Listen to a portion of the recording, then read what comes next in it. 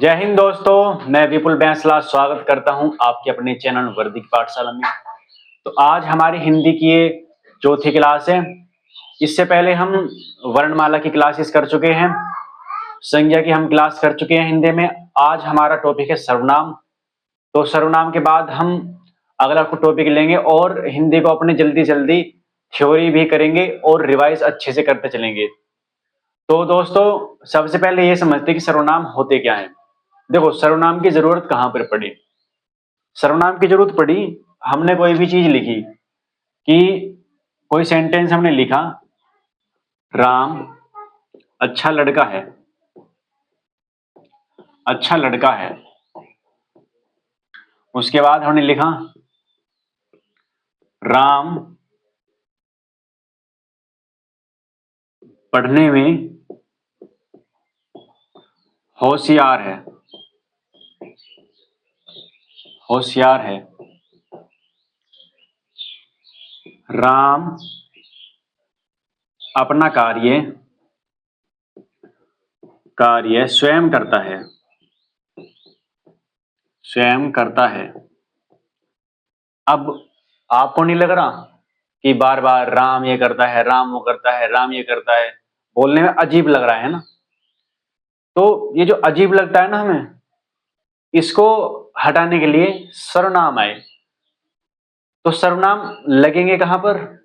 जो हम बार बार ये यूज कर रहे हैं, ये क्या है? ये संज्ञा है ना। ये तो संज्ञा शब्द की बार बार पुनरावृत्ति को रोकने के लिए, यानी कि रिपीटेशन को रोकने के लिए सर्वनाम का प्रयोग किया जाता है। समझ गए आप? अब अगर देखो इसका प्रयोग कैसे होगा, यहां तो राम ठीक है। अब मैं यहां लिखता हूं वह पढ़ने में होशियार है, वह अपना काम स्वयं करता है। अब थोड़ा लगा ना अच्छा सा कि ठीक है, सेंटेंस बन रहे हैं, ठीक है, बोलने में मजा आ रहा है, सुनने में मजा आ रहा है। तो यही चीज है सर्वनाम। क्या है कि संज्ञा के रिपीटेशन को रोकने के लिए जो शब्द प्रयोग होते हैं वो सर्वनाम शब्द होते हैं। अब हम देखते हैं कि ये कितने प्रकार के होते हैं, कौन कौन से होते हैं। तो आज हम कुछ अलग पढ़ेंगे इसमें, सर्वनाम में थोड़ा सा अलग बस। सबसे पहले हम पढ़ते हैं कि 6 भेद होते हैं। 6 भेद होते हैं, पुरुषवाचक, निश्चयवाचक, अनिश्चयवाचक। उससे पहले भी कुछ होता है, वो क्या होता है वो आज हम देखते हैं कि क्या होता है। हम यहां पर लिख लेते हैं कि रूप के आधार पर, यहां पर लिखना रूप के आधार पर, रूप के आधार पर सर्वनाम के भेद, सर्वनाम के भेद। तो रूप के आधार पर सर्वनाम कितने भेद होते हैं? वे होते हैं 2 भेद। कौन कौन से? अब आप सोचोगे कि सर्वनाम तो 6 प्रकार के होते हैं, ये 2 कौन से आ गए? 2 होते हैं। देखो कैसे होते हैं। 2 2 होते हैं। पहला मूल सर्वनाम, मूल सर्वनाम। दूसरा होता है यौगिक सर्वनाम, यौगिक सर्वनाम। ये होता है। अब ये मूल सर्वनाम क्या होता है, यौगिक सर्वनाम क्या होता है, आइए समझते हैं। पहले हमने जब वर्णमाला की क्लास ली थी तो हमने पढ़ा था कि मूल स्वर कौन से होते हैं, दीर्घ कौन से होते हैं। तो उसमें मूल, मूल कौन सा था? जिसकी उत्पत्ति मतलब स्वतंत्र हुई हो, वो किसी के मेल से ना हो, वो खुद में अपना एक अस्तित्व रखता हो, मूल।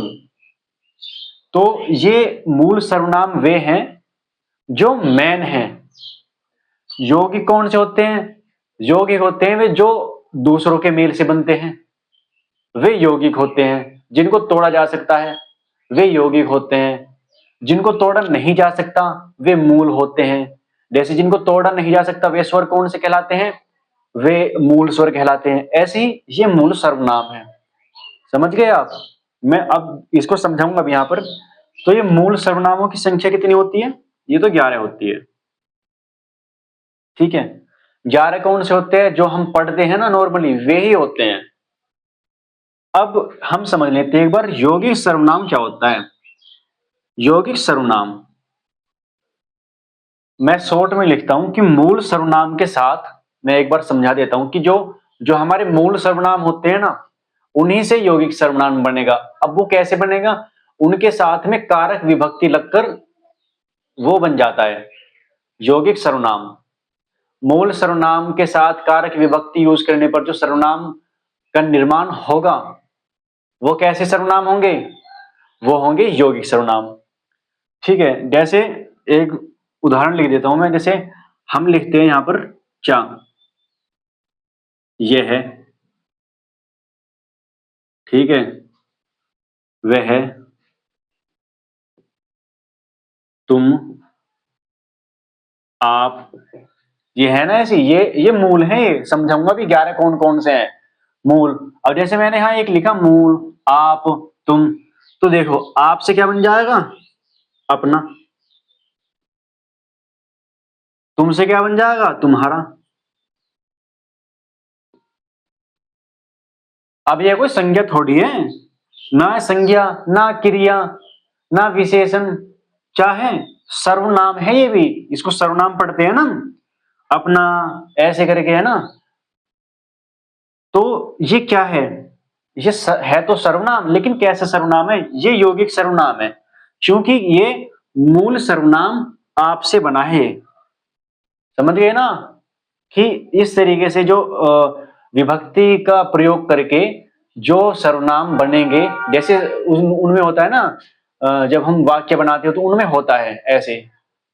तो वहां पर कंफ्यूज नहीं हो आप, इसलिए मैं शुरू में ही बताकर चल रहा हूं कि यौगिक सर्वनाम होते हैं इस तरीके के।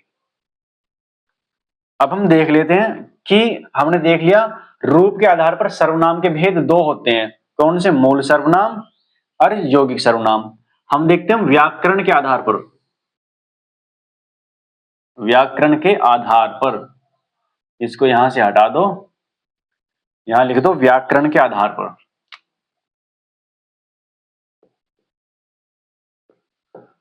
व्याकरण के आधार पर सर्वनाम के भेद कौन से हैं? वो हैं 6। व्याकरण के आधार पर सर्वनाम के भेद 6 भेद। कौन से हैं? यहां लिखते हैं हम क्रम वाइज। पहला पुरुषवाचक, पुरुषवाचक। दूसरा निश्चयवाचक,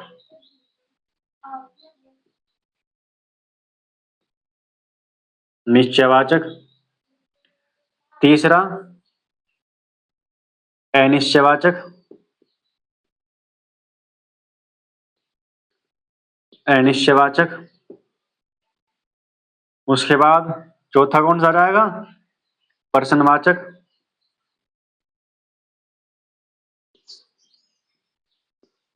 प्रश्नवाचक।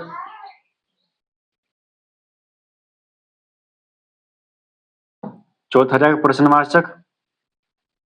पांचवा, पांचवा जाएगा संबंधवाचक। इसको मैं यहां लिख दूं, कभी ये उसमें वीडियो में कट जाए।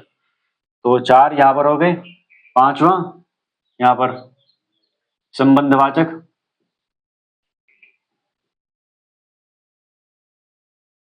संबंधवाचक।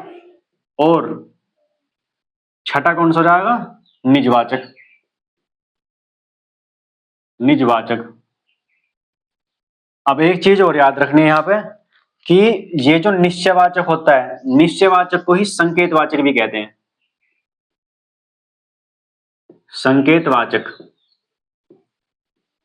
अगर कभी जैसे क्वेश्चन में आ जाए कि निश्चयवाचक सर्वनाम की जगह संकेतवाचक लिखा जाए और ये बोलो कि भैया बताया नहीं है, तो निश्चयवाचक सर्वनाम को ही संकेतवाचक सर्वनाम कहते हैं। ठीक है, वो क्यों कहते हैं अभी जब मैं इसको करने वाला हूं ना, पूरा डिस्क्राइब करूंगा, इनको सबको समझाऊंगा, तब देखते हैं कौन सा होता है, क्यों होता है। ये हमारे व्याकरण के आधार पर 6 भेद हैं। ठीक है, भेद हैं ये। अगर पूछ ले कि सर्वनाम होते कितने हैं, 11, 11 आंसर लगाना। लेकिन अगर पूछ लेना कि सर्वनाम के भेद कितने हैं, तो 6 भेद हैं और संख्या कितनी है, 11। ठीक है, अब हम समझते हैं कि एक एक करके कौन सा सर्वनाम कैसा है, उसका प्रयोग क्या होता है। अब देखो, ये पुरुषवाचक सर्वनाम, पुरुषवाचक सर्वनाम में क्या होता है, इसमें जो है, जो हमारा सब्जेक्ट होता है, ठीक है, जो हमारा पुरुषवाचक में ये नहीं कि लिखा लिख पुरुष, पुरुषवाचक में स्त्री पुरुष दोनों आते हैं। ठीक है, दोनों के लिए होता है। पुरुषवाचक क्या होगा कि इसमें जो हमारा सब्जेक्ट होगा उसकी प्रधानता होगी, जो भी सब्जेक्ट होगा हमारे वाक्य में उसकी प्रधानता होगी, उसके आधार पर ही क्रिया और अन्य सब चीज आएंगी। जैसे यहां पर लिख लेते हैं हम एक एग्जाम्पल, वह है, यहां पर लिख लें, वह गाना गाता है। ठीक है, अब एक ये वाक्य है, इसमें संज्ञा नहीं है, इसमें सर्वनाम है, यहां पर वह। अब ये वह क्या है, सर्वनाम है। ठीक है, कौन सा सर्वनाम है, बताओ, सोच के बताओ, ये वह कौन सा सर्वनाम है, ये पुरुषवाचक सर्वनाम है। क्यों है, क्योंकि ये जो वाक्य है ना पूरा गाना गाता है, कौन गाता है गाना, वह गाता है गाना। ठीक है, तो इसकी प्रधानता है, इसके बिना तो वाक्य अधूरा है। गाना गाता है या फिर गाना गाती है, देख लो, तब भी वही वह आएगा, है ना। तो क्योंकि ये पुरुषवाचक सर्वनाम है और पुरुषवाचक में स्त्री पुरुष दोनों के लिए माना जाता है ना। अब हम देखते हैं एक बार अगला कौन सा है। अब जैसे इसमें तो मैंने बता दिया कि पुरुषवाचक में सब्जेक्ट की प्रधानता होगी। निश्चयवाचक में या संकेतवाचक क्या होगा, इसमें कोई भी काम कर रहे हैं निश्चय, निश्चय वस्तु का बोध होगा, निश्चितता का बोध होगा इसमें। निश्चितता कैसे, जैसे अभी मैं लिख दूं ये मार्कर मेरा मार्कर है, ठीक है, वो फोन मेरा फोन है, तो एक निश्चितता हो रही है, निश्चितता हो रही है कि भाई यू मेरा ही फोन है, समझ गए। और जब मैं ऐसे दूर करके बात कर रहा हूं ना, ये मेरा फोन है, क्योंकि फोन वहां पे रखा है तो मैं बताऊंगा यू मेरा फोन है, संकेत कर रहा हूं मैं एक तरीके से उसको ना, संकेत दे रहा हूं उसको, इशारा कर रहा हूं, बता रहा हूं उंगली करके कि यू मेरा फोन है, इसलिए इसको संकेतवाचक कहते हैं। यू मेरा ही है, निश्चित बात है यू, इसलिए निश्चयवाचक सर्वनाम। इस तरीके से इशारा करके हम बताते हैं ना, होती तो निश्चित वस्तु है, लेकिन अगर इस तरीके से भी हम बताते हैं तो इसी को ही संकेतवाचक सर्वनाम कहते हैं। ओके, उसके बाद अनिश्चयवाचक सर्वनाम कौन सा होता है। अनिश्चयवाचक होता है कि जिसका कोई पता ना हो, जिसका आभास ना हो। जैसे गेट पर कोई आया है, गेट पर कोई आया है, अब कोई आया है, पता नहीं कौन आया है कौन नहीं आया। जब हम जाकर देख लेंगे तब हम बोलेंगे रमेश आया है, सुरेश आया है। तो जब हम बोलेंगे कि रमेश आया है, सुरेश आया है, तो वो तो एक निश्चितता होगी, हमें पता चल गई। लेकिन जब हमें पता नहीं है, गेट तक हमने जाकर नहीं देखा, तब तक क्या है वो, तब तक वो अनिश्चयवाचक है, क्योंकि हमें पता नहीं है कि गेट पर कौन आ गया। उसके बाद प्रश्नवाचक, प्रश्नवाचक सर्वनाम वे होते हैं जब हम किसी से कोई प्रश्न करते हैं, तुमने आज क्या खाया, बताओ क्या खाया, प्रश्न किया। जब मेहमान आते हैं पूछते हैं ना जी क्या लोगे, एक हम प्रश्न कर रहे हैं, उनसे पूछ रहे हैं। तो जब हम कहीं पर प्रश्न करने का, सवाल पूछने का ऐसा बोध हो तो वहां पर होता है हमारा प्रश्नवाचक सर्वनाम। संबंधवाचक कौन सा होता है, जो एक शब्द की दूसरे शब्द से, एक पद की दूसरे पद से, या फिर एक वाक्य की दूसरे वाक्य से संबंध को दर्शाता है, वो संबंधवाचक होता है। जैसे कि जिसकी लाठी उसकी भैंस, है ना, जैसा बोगे वैसे ही काटोगे, जैसे कर्म वैसा फल। ठीक है, क्योंकि एक दूसरे पर निर्भर है ना, एक दूसरे से संबंध बता रहे हैं। एक दूसरे वाक्य को पूरा कर रहे हैं। अब अगर मैं इसको हटा दूं, एक एक पार्ट को हटा दूं कि जिसकी लाठी, अधूरा है ना ये, अधूरा है, पूरा नहीं होगा। तो इसलिए पूरा होने के लिए संबंधवाचक है, क्योंकि हमें दूसरा जोड़ना पड़ेगा वाक्य। जिसकी लाठी, क्या है जिसकी लाठी, क्या बोलना चाह रहा भाई। अब मैं पूरा बोल दूं कि भाई जिसकी लाठी उसकी भैंस, अच्छा अच्छा ये बात थी। निजवाचक सर्वनाम, निज का मतलब होता है बिल्कुल, जैसे कहते हैं ना प्राइवेसी, निजता, निजता का अधिकार, है ना, प्राइवेसी, प्राइवेट काम जो होता है कुछ भी चीज। तो यहां पर निजवाचक सर्वनाम का प्रयोग क्या होगा, ये होगा जब कोई भी कार्य अपने आप करने का बोध हो, कहीं पर भी खुद के लिए बात आए ना, ये काम मैं खुद करूंगा, या फिर राम ने अपना काम खुद किया, है ना, इस तरीके के जो वाक्य होते हैं। लेकिन ये लगाना तभी है जब अपना आप, स्वयं, खुद, इसका वाक्य में भाव आए। हमेशा क्वेश्चन सही करने के लिए वाक्य का भाव समझना बहुत जरूरी है, क्योंकि अभी कंफ्यूज हो जाओगे।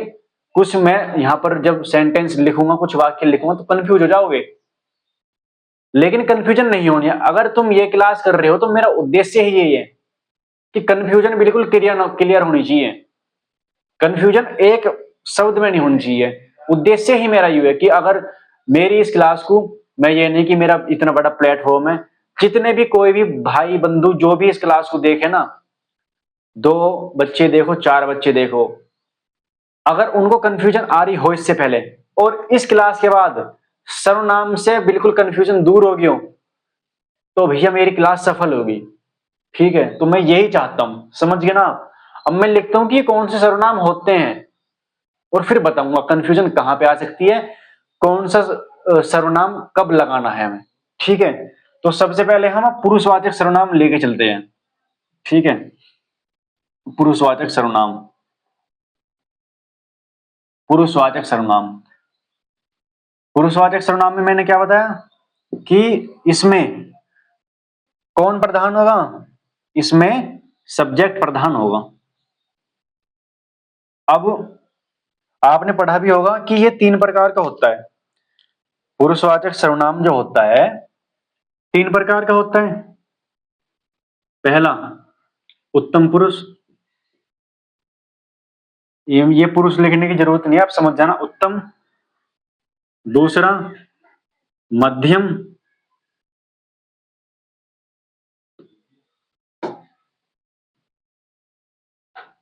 मध्यम, मध्यम। तीसरा होता है अन्य। अब देखो उत्तम कौन होगा, उत्तम पुरुषवाचक होगा हमेशा वक्ता, मतलब बोलने वाला, जो बात कर रहा होगा वो होगा उत्तम पुरुषवाचक। मध्यम, मध्यम क्या होगा, जो सुन रहा होगा, जो श्रोता होता है वो मध्यम पुरुषवाचक होता है। जैसे कि फिलहाल में अब इस वीडियो में, इस क्लास में मैं बोल रहा हूं, मैं वक्ता हूं। ठीक है, तो मैं उत्तम पुरुषवाचक हूं। सुन कौन रहा है, आप जैसे भाई लोग सुन रहे हैं, जो क्लास देख रहे हैं, जो मेरी बात को सुन रहे हैं, वो कौन है, वो मध्यम पुरुषवाचक सर्वनाम है। मतलब जैसे तुम बोलते हैं ना, तुम देख रहे हो, या कोई बड़े हैं या ज्यादा हैं तो आप देख रहे हैं।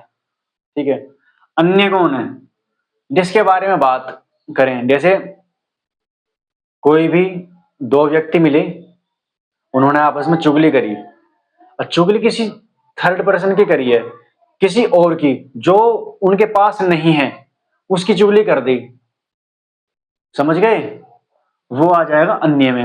अब ये होते कौन कौन से हैं देख लो यहां पर। उत्तम में कौन सा आएगा, उत्तम आएगा मैं, या फिर हम। अगर यहाँ पे 2-3 टीचर और होते या 2-4 कोई लोग होते, वो बोल रहे होते, तो बोलते ना हम, हम हम आपको ये बताना चाहते हैं, वो बताना चाहते हैं, ऐसे बोलते हैं ना। मध्यम पुरुष में श्रोता, श्रोता कौन होता है? तुम, तू, या फिर आप। अब देखो, बताऊंगा मैं इसको अलग। अन्य में कौन आएगा? वे। ठीक है, वे, उन्हें। समझ गए? क्योंकि वे कौन? वे साथ में थोड़ी खड़े हैं, कोई भी हो सकते हैं। वो जो जिसके बारे में बात हो रही होगी, थर्ड पर्सन, वो होगा अन्य पुरुषवाचक। अब यहां पे एक ये है आप। आप, इसका ही कंफ्यूजन मुझे क्लियर करना है। सबसे पहले ये तो आप समझ लोगे कि ठीक है, मैं, हम, तुम, तू, ये, वो। आप यहां पर भी है। आप आएगा किसमें? निजवाचक सर्वनाम में भी। अब कब लगाना है आप? ये कब निजवाचक में लगाना, कब ये मध्यम पुरुषवाचक में लगाना, यूं समझने वाली बात है। मैं दो सेंटेंस लिखूंगा, दोनों में बताऊंगा कि क्या कंडीशन है। पहला पहला लिखता हूं।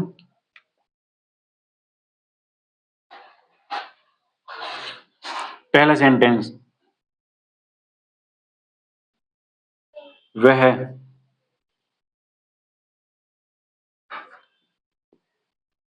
आप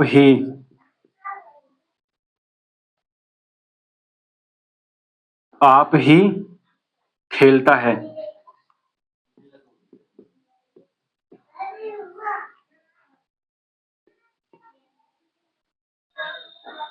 ठीक है। दूसरा दूसरा सेंटेंस समझने वाला बिल्कुल। क्या दूसरा क्या आएगा? दूसरा आएगा कि आपने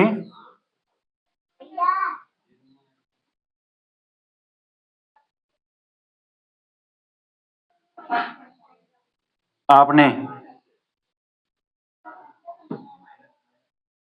आपने बहुत अच्छा गीत गाया। ठीक है। अब इसमें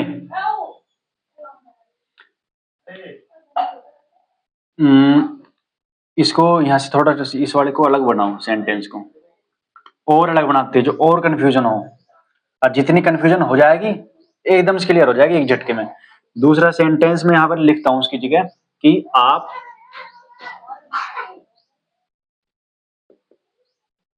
बहुत अच्छा गाते हो। वो आपने वापने अलग हो गया ना। तो अब देखो, यहां पर दोनों जगह सेंटेंस में आप है।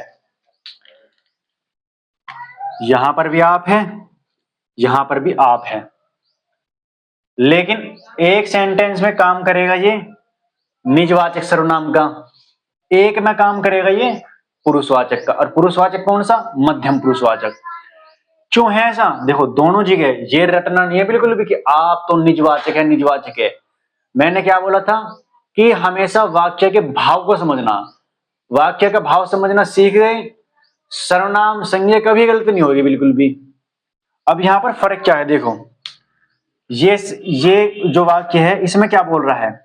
इसमें बोल रहा है कि वह आप ही खेलता है। आप ही खेलता है, इसका मतलब ये हुआ कि वो खुद ही खेलता है और किसी के साथ नहीं खेलता, वो खुद ही खेलता है। ठीक है। दूसरा वाक्य क्या है कि आप बहुत अच्छा गाते हो। अब यहां पर समझने वाली बात है, आप बहुत अच्छा गाते हो। अब मैंने क्या बोला? ये मध्यम पुरुषवाचक है। मध्यम पुरुषवाचक में क्या होता है कि सुनने वाला श्रोता जो होता है वो मध्यम पुरुषवाचक में होता है। कोई मुझसे बड़ा सिंगर मेरे सामने हो, मतलब मेरी उम्र से भी ज्यादा है, और कोई अच्छा सिंगर हो, तो मैं उससे क्या बोलूंगा कि तू बहुत अच्छा गाता है? नहीं, मैं ये बोलूंगा कि आप बहुत अच्छा गाते हो। तो क्या ये निजवाचक हुआ? भाव समझो इसका, इस वाक्य का भाव समझो। क्या मैंने ये बोला कि आपने बहुत अच्छा ये वो करा, नहीं। मतलब मैंने बोल रहा है, मैं बोल रहा हूं सामने वाले से, मैं बोल रहा हूं कि आप बहुत अच्छा गाते हो। मैंने बोला, जो भी मेरे सामने खड़ा है कोई मुझसे बड़ा, उसने सुन लिया, समझ गए? तो ये उसके बारे में बात हो रही है कि आप बहुत अच्छा गाते हो। तो ये है मध्यम पुरुषवाचक, ये है निजवाचक। बिल्कुल कंफ्यूजन क्लियर हो जानी चाहिए, कोई डाउट नहीं रहना चाहिए 1% भी। कभी ये देखो कि ये क्वेश्चन आ जाए और लगा दो उसमें निजवाचक, निजवाचक, क्वेश्चन गया डूब, आगे फिर मुझे बोलो कि पता ना कैसे पढ़ाया। तो अगर किसी को भी अभी यहीं पर कंफ्यूजन है तो उसको यहां से क्लियर कर लो भाई कि कहां पर निजवाचक सर्वनाम लगाना है और कहां पर मध्यम पुरुषवाचक सर्वनाम लगाना है। ठीक है, क्लियर? ओके, अब हम देखते हैं निश्चयवाचक कौन सा होता है। निश्चयवाचक, निश्चयवाचक सर्वनाम कौन सा होता है? अब दूसरा है निश्चयवाचक सर्वनाम। सेकंड, निश्चयवाचक सर्वनाम कौन सा होता है? जिसमें निश्चितता का बोध हो। निश्चयवाचक सर्वनाम कौन सा होता है? निश्चयवाचक, ये, वे, यह, वह, इस तरीके की। ये मेरी किताब है, क्योंकि हम बता रहे हैं ना उसको ये मेरी है, निश्चित बात है। ये गाड़ी मेरी है, निश्चित बात है बिल्कुल, क्योंकि हमने बता दिया उसको कि भाई ये मेरी है। तो जहां पर निश्चितता का बोध हो वहां पर निश्चयवाचक सर्वनाम। उसके बाद में तीसरा, तीसरा अनिश्चयवाचक।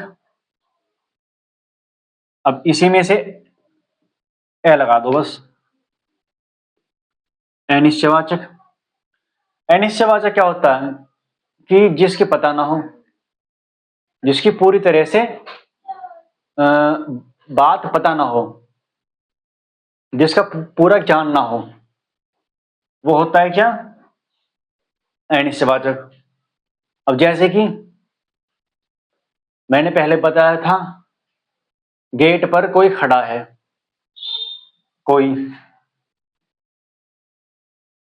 कोई, गेट पर कोई खड़ा है, पता नहीं कौन खड़ा है, कोई खड़ा है।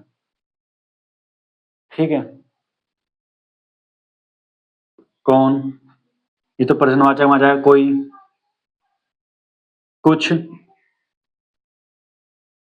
कुछ, कुछ भी अनिश्चयवाचक होता है। कुछ कैसे कि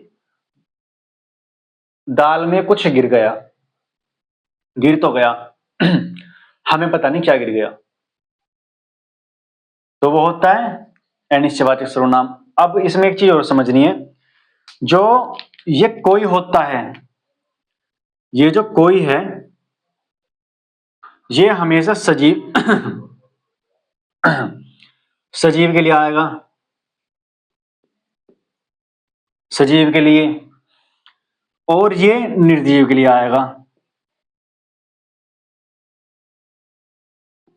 निर्जीव के लिए। सजीव, निर्जीव।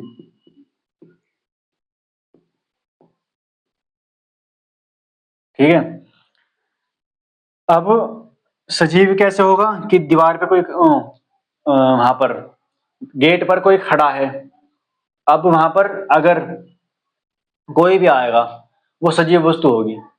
दीवार पर रमेश खड़ा है, सजीव वस्तु। दीवार पर गेट पर भैंस खड़ी है, सजीव वस्तु। लेकिन दूध में कुछ गिर गया, कुछ भी चीज गिरेगी मर जाएगी ना ऐसे, तो निर्जीव होगी। ऐसे थोड़ी है कि गेट पर टेबल खड़ी है, गेट पर कुर्सी खड़ी है, नहीं ना। तो ये हमेशा सजीव के लिए आएगा, ये हमेशा निर्जीव के लिए आएगा। उसके बाद देखते हैं हम अपना निजवाचक सर्वनाम।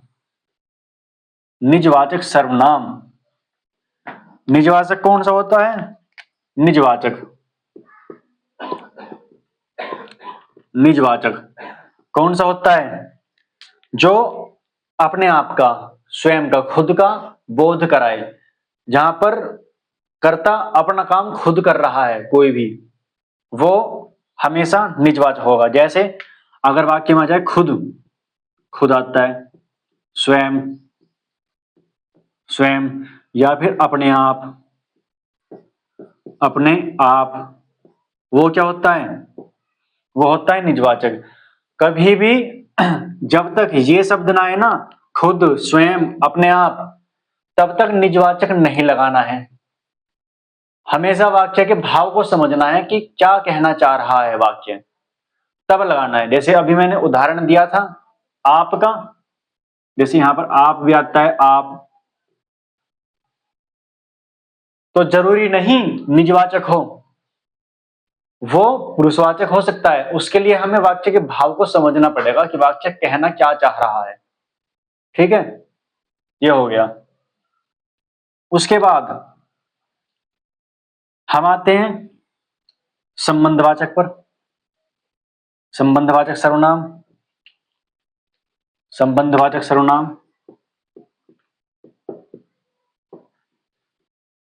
संबंधवाचक कौन कौन से होते हैं? जो, सो, जैसा, वैसा,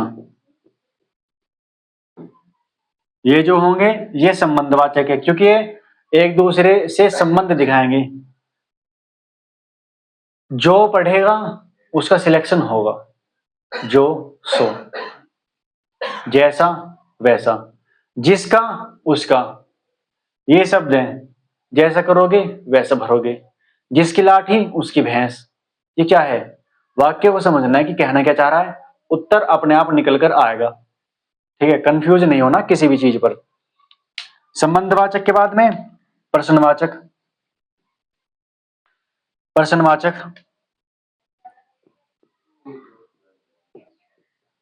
प्रश्नवाचक, प्रश्नवाचक में क्या होगा? नाम से पता चल रही है कि प्रश्न किया जाएगा, सवाल पूछा जाएगा, कोई भी बात बोली जाएगी। कैसे? क्या होता है प्रश्नवाचक? कौन, कौन, कौन, ये है प्रश्नवाचक। एक ही सेंटेंस में दोनों चीज समझाता हूं मैं।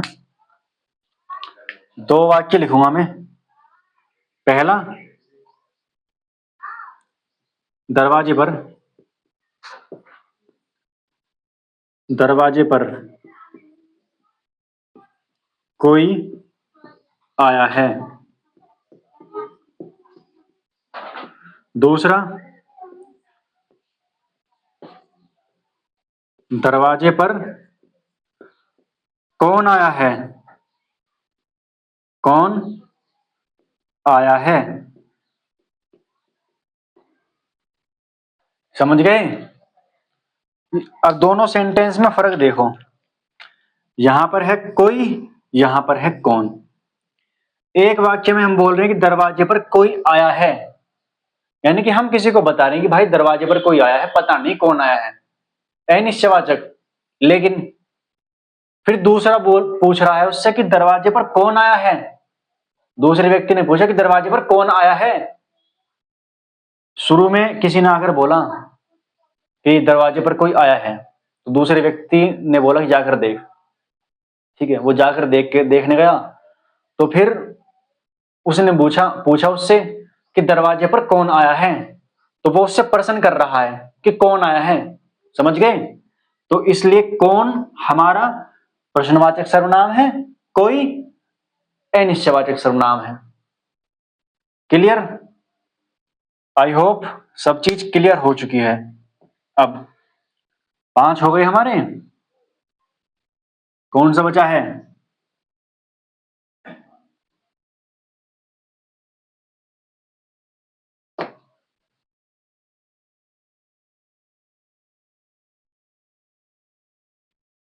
तो ये तो चलो हमारे सर्वनाम हो चुके हैं, लेकिन अब एक चीज और समझते हैं। यह चीज दो जगह काम आएगी, यहां पर भी, विशेषण में भी। वो क्या होती है? एक होता है हमारा सार्वनामिक विशेषण। सार्वनामिक विशेषण,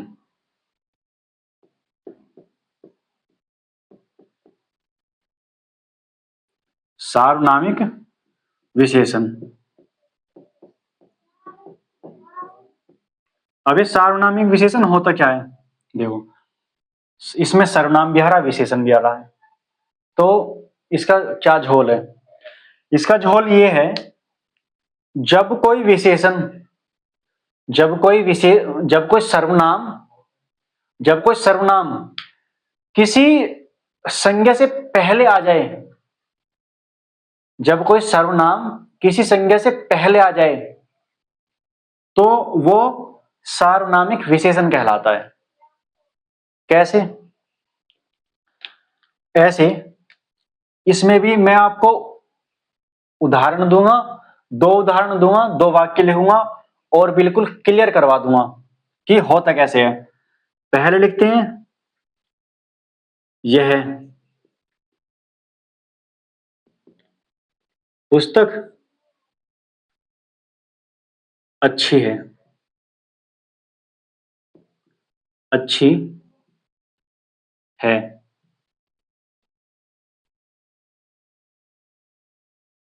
ठीक है। दूसरा वाक्य क्या है? सब चीज यही है, लेकिन समझना आप अब क्या है इसमें। दूसरा वाक्य लिखेंगे कि यह अच्छी, यह अच्छी पुस्तक है, यह अच्छी पुस्तक है, यह अच्छी पुस्तक है। देख रहे हो, दोनों में यह आ रहा है। ऑलमोस्ट वाक्य भी सेम है, बस दो शब्द हैं, उनको मैंने आगे पीछे कर दिया। अब थोड़ा दिमाग पर जोर लगाओ कि कौन सा सार्वनामिक विशेषण है इसमें, कौन से वाक्य में सार्वनामिक विशेषण है और कौन से में निश्चयवाचक है। दिमाग पर जोर लगाओ। चलो मैं बता दूं, क्योंकि लाइव क्लास नहीं है, रिकॉर्डेड क्लास है। अब सुनो, हमेशा ये देखना कि सार्वनामिक विशेषण किससे बनेगा? निश्चयवाचक सर्वनाम से, क्योंकि ये निश्चयवाचक है ना, ये भी निश्चयवाचक है, ये भी निश्चयवाचक है।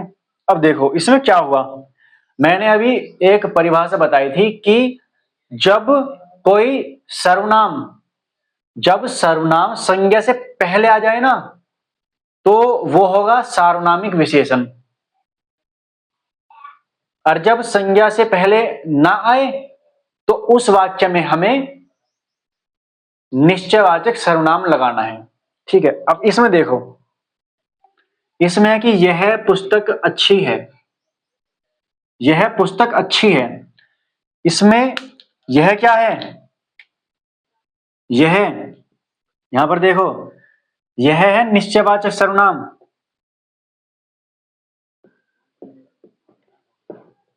निश्चयवाचक सर्वनाम। पुस्तक क्या है? पुस्तक, पुस्तक है संज्ञा, संज्ञा है ना पुस्तक। अब देखो, संज्ञा से पहले सर्वनाम आ रहा है, जब संज्ञा से पहले सर्वनाम आ जाए तब हमें लगाना है क्या? सार्वनामिक विशेषण। यहां पर देखो, यहां पर तो निश्चयवाचक सर्वनाम है, लेकिन बीच में क्या आ गया? बीच में आ गया विशेषण। संज्ञा कहां पर है? लास्ट में। ठीक है। तो संज्ञा सर्वनाम के बीच में विशेषण आ गया, तो इस कंडीशन में हम कौन सा सर्वनाम लगाएंगे? इस कंडीशन में लगाएंगे हम निश्चयवाचक सर्वनाम। क्लियर? क्योंकि ऐसे ही आते हैं, जो एग्जाम्पल आते हैं क्वेश्चन में, ऐसे ही आते हैं। वहां पर पूछ लेता है इनमें निश्चयवाचक सर्वनाम कौन सा है, हम देखेंगे यह है, शाबाश, लगा दो, ठोक दो। आगे का हमने वाक्य पढ़ा नहीं कि आगे भैया संज्ञा भी बैठी है। या फिर ये वाला एग्जाम्पल आ गया, कोई भी 4 एग्जाम्पल दिए उनमें ये वाला एग्जाम्पल आ गया और उसमें लगाया है तुम सार्वनामिक विशेषण, ये नहीं देखा बीच में भैया ये बैठी है। समझ गए ना? तो ये बहुत पॉइंट वाली बात है, कंफ्यूजन बहुत जगह होती है। और जब एग्जाम में हम क्वेश्चन करते हैं तो एग्जाम के प्रेशर में हम नहीं देखते कि पूरा वाक्य क्या है, देखा जल्दी से क्योंकि टाइम की भी बचत करनी होती है, देखा, लगा दिया, बाहर आकर एग्जाम का एनालिसिस देखा, किसी टीचर ने बताया भैया गलत होगा क्वेश्चन, अब तो वहां पर तो हमने कर दिया, ध्यान नहीं दिया, आने के बाद गेट से बाहर पांव रखते ही एकदम गलत हो जाता क्वेश्चन। कहा तो हम उसको अपना पूरा नंबर मानकर चल रहे थे और आते आते कट गया। बिल्कुल कटवाना नहीं है। अगर मैंने ये बोला है कि हिंदी में बहुत अच्छा स्कोर मैं चाहता हूं आप सभी का, तो ऐसे ही नहीं, आपको ये छोटी छोटी बातें ध्यान रखनी पड़ेंगी। और अब जो फालतू की चीजें हैं उनसे बचना होगा, क्योंकि सभी चीजें पढ़ने के लिए नहीं होती, मतलब एग्जाम के लिए नहीं होती कि हम सब चीजें पढ़ लें, विद्वान बन जाए हिंदी के और चले जाए एग्जाम देने। क्योंकि सिर्फ हिंदी का एग्जाम नहीं है, और भी चीजें पढ़ने वाली हैं, तो आप वहां पर अपना समय लगाओ और इन पर अपनी कमांड ऐसी कर लो कि छोटी से छोटी गलती भी ना हो, गलती से भी गलती ना हो, तब जाकर हिंदी में 37 में से 37 या फिर 35 या 33 प्लस स्कोर बन पाएगा। और अगर हिंदी में स्कोर बना लिया तो बाकी सब्जेक्ट में 1-2 क्वेश्चन गलत हो जाता है, तो वहां पर हम कवर कर लेंगे। तो अब इसी के साथ हमारा ये चैप्टर पूरा हो चुका है, सर्वनाम वाला। मैं पूरी आशा करता हूं आपको ये क्लास बहुत अच्छी लगी होगी और बहुत कुछ आपने इससे क्लियर किया होगा। कोई भी अगर आपको डाउट हो तो आप प्लीज कमेंट कर जरूर बताएं, और आपको हमारी क्लासेस कैसी लग रही है ये भी जरूर बताएं, और हमारे चैनल को सब्सक्राइब करना ना भूलें। जय हिंद, जय भारत।